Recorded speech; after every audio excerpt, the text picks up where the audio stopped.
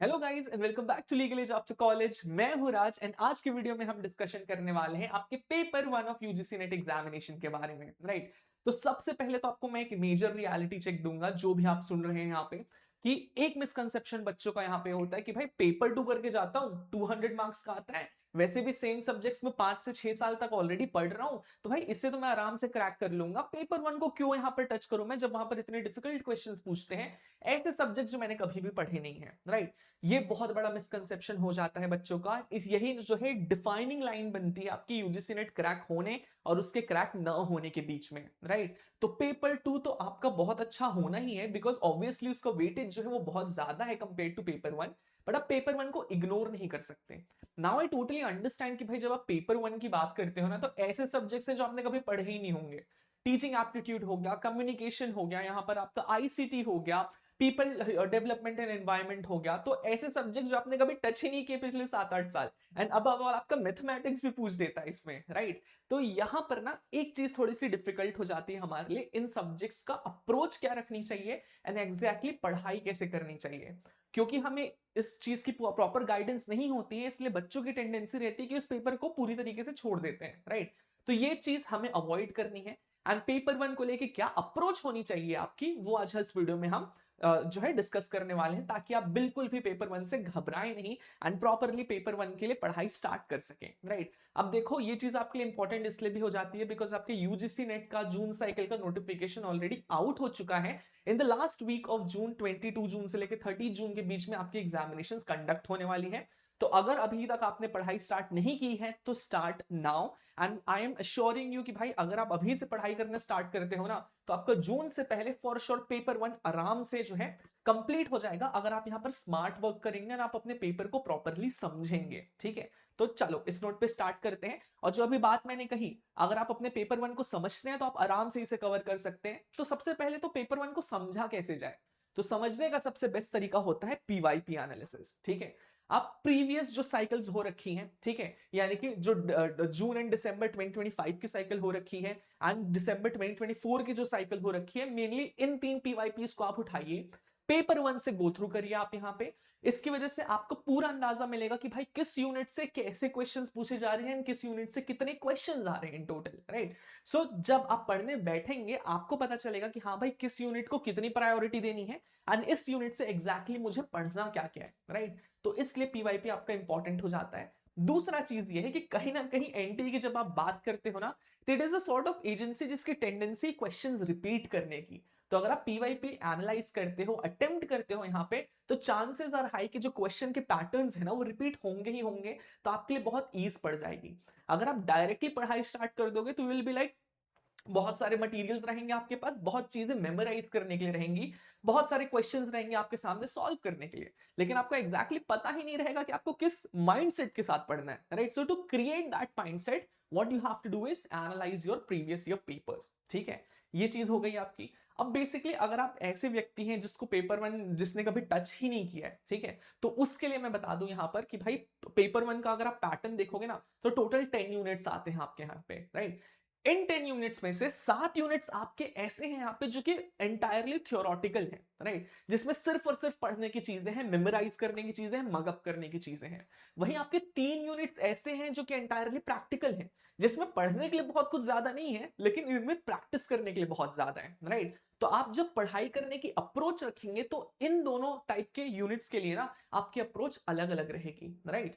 जैसे कि आपका जो यहाँ पर प्रैक्टिकल वाले सब्जेक्ट्स हो गए, जैसे कि आपका कंप्रीहेंशन हो गया, मैथमेटिकल रीजनिंग हो गया, या डेटा इंटरप्रिटेशन हो गया यहाँ पे, राइट। इसमें थोड़े बहुत टिप्स एंड ट्रिक्स समझने पड़ेंगे आपको जो कि आप अपनी बुक्स या यूट्यूब के थ्रू ऑलरेडी पढ़ सकते हैं, right. But apart from that for these particular subjects आपको कंटिन्यूसली बैठ के पढ़ना नहीं है, आपको इसके लिए क्वेश्चंस लगाने हैं, राइट। तो इन तीनों यूनिट्स के लिए जितने ज्यादा क्वेश्चंस आप सॉल्व कर सकते हैं उतने ज्यादा क्वेश्चंस आपको सॉल्व करने हैं, ठीक है। पहली बात तो यह है, डरने की कोई जरूरत नहीं है कि भाई डेटा इंटरप्रिटेशन में तो इतना सारा मैथ आ जाता है, मैं कैसे करूंगा, ठीक है।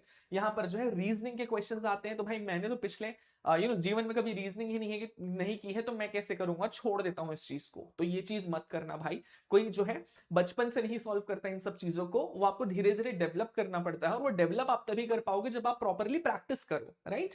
तो यही चीज है यहाँ पे कि इन तीनों सब्जेक्ट्स के लिए मेक श्योर कि आप प्रैक्टिकल टेस्ट वगैरह दें यहाँ पे, अन क्वेश्चन सॉल्व करें, right. Now coming to the theory part, ठीक है। थ्योरी पार्ट में आपके सब्जेक्ट्स हैं, यूनिट्स हैं, जैसे कि आपका टीचिंग एप्टीट्यूड हो गया, रिसर्च हो गया, communication, logical reasoning, ICT, people development, environment and higher educational system, ठीक है। अब ये सब्जेक्ट्स ऐसे हैं जो कि आप प्रैक्टिस तो है वो बाद में करेंगे, पहले आपको थ्योरेटिकली बहुत सारी पढ़ाई करनी पड़ेगी, राइट। तो यहां पर पहले हमें टाइम डेडिकेट करना है पढ़ाई करने के लिए, एंड दूसरा इसके भी हमें क्वेश्चंस लगाने पड़ेंगे, राइट, ताकि हमारी प्रैक्टिस हो सके, देख सके कि हम यहाँ पर क्वेश्चंस एग्जैक्टली बन भी रहे हैं हमें या नहीं, राइट। अब ये चीज हो गई, अप्रोच समझ गए हम।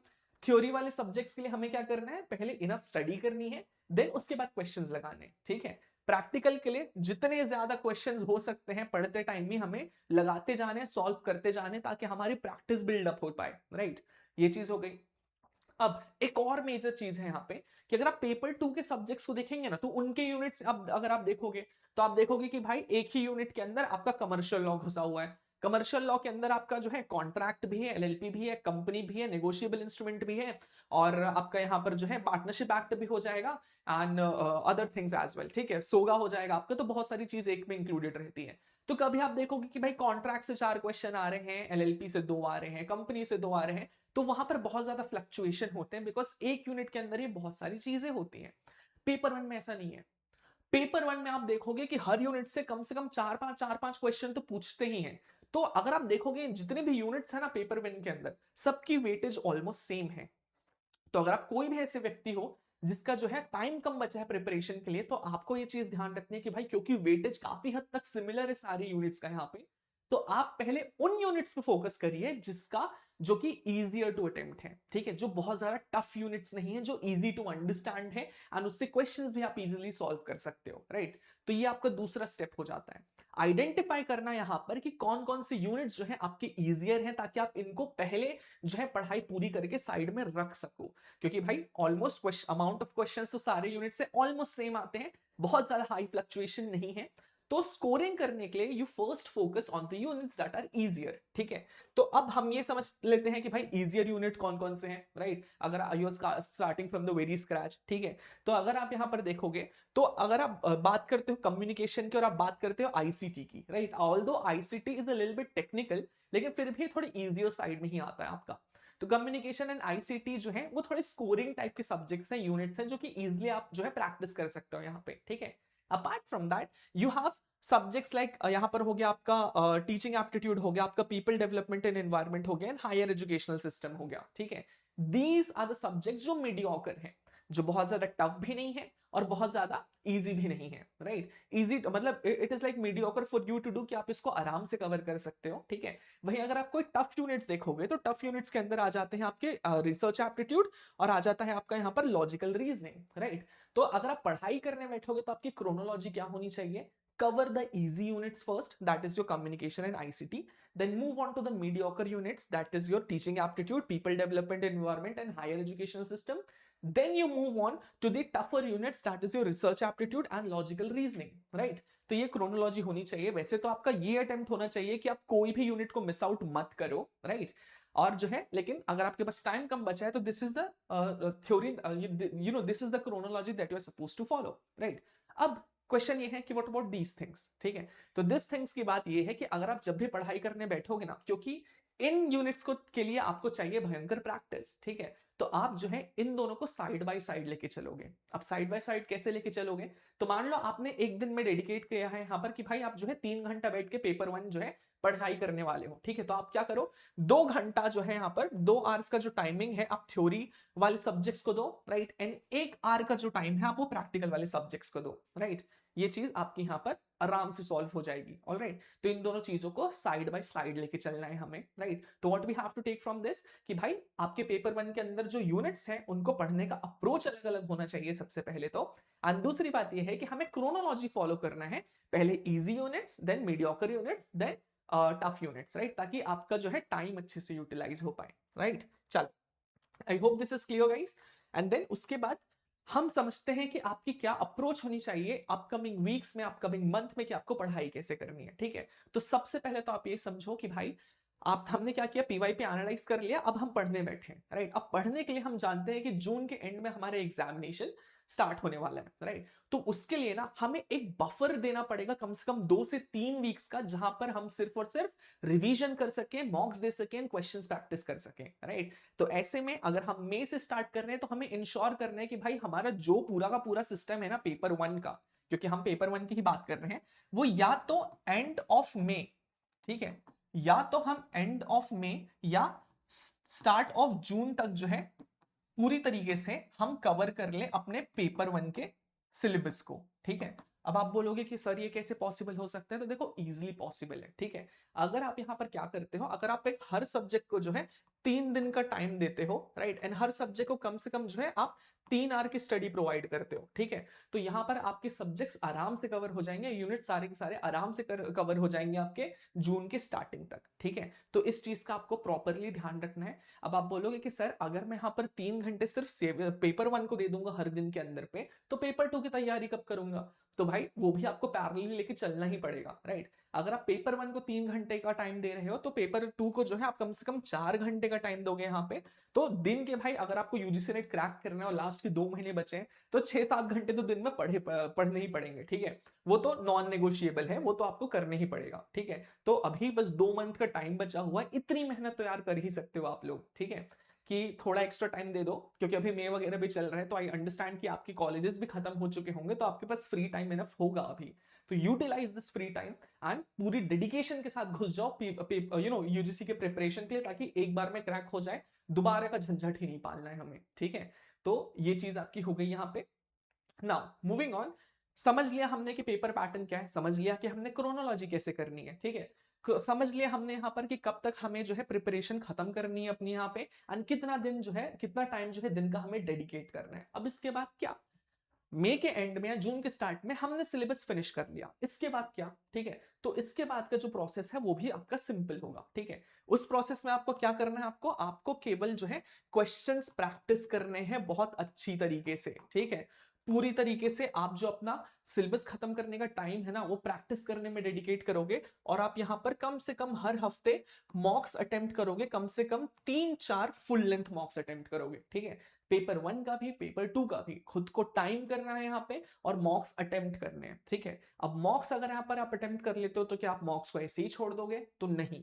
हमको मॉक्स को अटेम्प्ट करने के बाद क्या करना है, यहाँ पर एनालाइज भी करना है प्रॉपरली, ठीक है। अब मॉक एनालिसिस क्या होता है यहाँ पे, कि देखो आपने मॉक्स अटेम्प्ट किए, ठीक है, कुछ क्वेश्चंस आपने जो है अटेम्प्ट किए ही होंगे, क्योंकि माइनस मार्किंग तो है नहीं।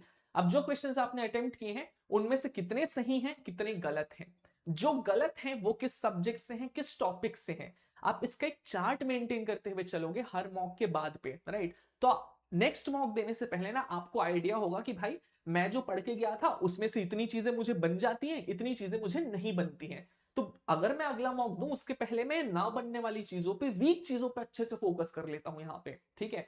तो वो आपका जो है आप देखोगे कि हर मॉक के साथ आपकी परफॉर्मेंस इंक्रीज हो रही है, ठीक है। तो यही एक बहुत मेजर तरीका है जिससे आप जो है अपने पेपर 1 का स्केयर जो है ब्रेक कर सकते हो। पहले तो पीवाईपी एनालाइज करके बहुत अच्छे से आप स्ट्रक्चर समझो, फिर समझो कि आपके सब्जेक्ट्स क्या हैं और किसको प्रायोरिटी देनी है, फिर टाइम डेडिकेट करो प्रॉपरली सबको यहाँ पर पेपर 1 के सब्जेक्ट्स को स्टडी करने के लिए। स्टडी कर चुके हो आप अच्छे से मॉक्स दो, एंड देन उसके बाद मॉक्स को एनालाइज करना स्टार्ट करो, ताकि आप मॉक्स में भी जो है बेहतरी कर सको, आपका जो नेक्स्ट मॉक होगा आपके प्रीवियस मॉक से अच्छा जा सके यहाँ पे, ठीक है। तो I hope you understand whatever we are going through right now. I told there is one more thing जो बच्चे अटक जाते हैं यहाँ पे, ठीक है, कि अगर मुझे यहाँ पर पढ़ाई करनी है पेपर 1 के सब्जेक्ट्स के लिए, राइट, तो मैं नोट्स कहाँ से लाऊं, इतने डाइवर्स सब्जेक्ट है, मैंने कभी नोट्स नहीं बनाए हैं, मैंने जो है इन सब्जेक्ट्स को कभी स्टडी ही नहीं किया है। सर आप कह रहे हो कि मॉक्स अटेम्प्ट करने हैं, पीवाईपीज लाने हैं, तो ये सब चीजें मुझे कहाँ से मिलेंगी, ठीक है। तो वो जो है आई टोटली अंडरस्टैंड भाई कि यहाँ पर जो है वो दिक्कत वाली बात हो जाती है। तो उसके लिए एक सिंपल सा सोल्यूशन है। अब वो सोल्यूशन क्या है यहाँ पे, कि LEAC जो है यहाँ पर हम खुद का कोर्स लॉन्च करते हैं UGC नेट से related. So if you are interested in cracking the UGC net in one go, this is something that I am going to highly recommend to you all कि please go and check out our courses on UGC net. ठीक है, तो यहाँ पर आपको क्या मिलेगा, यहाँ पर आपको लाइव क्लासेस मिलेंगे, रिकॉर्डेड सेशंस मिलेंगे, आपको यहाँ पर मॉक्स मिलेंगे, आपको यहाँ पर प्रीवियस ईयर पेपर्स मिलेंगे, आपको प्रॉपर डिटेल्ड स्टडी मटेरियल्स मिलेंगे RSM के फॉर्म में, साथ ही साथ आपको यहाँ पर वन लाइनर्स भी मिलेंगे ताकि आपका रिवीजन बहुत इजीली हो पाए, राइट. अपार्ट फ्रॉम दैट यहाँ पर जो है आपको अगर कोई भी डाउट आता है स्ट्रैटेजी से रिलेटेड, आपको कोई भी डाउट आता है सब्जेक्ट से रिलेटेड, तो आप डायरेक्टली फैकल्टीज से कनेक्ट कर सकते हो for one on one mentorship, right. तो 2 महीने का जो टाइम बचा है ना, अगर प्रॉपरली यूटिलाइज करना है तो रिसोर्सेज अच्छी लगेंगी ही लगेंगी. एंड रिसोर्सेज कहाँ मिलेंगी, वो मिलेंगी आपको यहाँ पर LEAC के थ्रू. ठीक है, तो अगर आप कोर्स में इंटरेस्टेड हैं, कोर्स के बारे में जानना चाहते हैं, तो आपको क्या करना पड़ेगा, कुछ नहीं, सिंपल सा एक कॉल देना है 6363286363 पर यहाँ पे. ठीक है, एंड इसके बाद जो है हमारी टीम आपको रीच आउट करेगी. And if you have any queries regarding our courses you can ask there. And एक और स्पेशल चीज मैं आपको बता दूं यहाँ पे कि हमें ऑफर कर रहे हैं 10% discount on our UGC NET course as well, जो कि आप अवेल कर सकते हो LEAC YT coupon code use करके, राइट. सो चलो, that will be all from my side for today, guys. So if you want to connect with a community of like-minded people, and if you want to know about recent updates regarding the UGC NET examinations, do connect with us on Telegram, on Instagram or on YouTube, right. अगर आपको किसी भी चीज में interest है, आप query करना चाहते हैं, क्वेरी आपके पास कोई क्वेरी है, आप कोई डाउट रिजोल्यूशन चाहते हैं, आप मुझसे कनेक्ट करना चाहते हो, you just need to give a call at 6363286363 पर. If you like what you are seeing, do like, share and subscribe. And if you have any queries या आप चाहते हो कि UGC नेट के अराउंड हम वीडियोस लेके आए, तो do leave us some suggestions in the comment box. Thank you guys.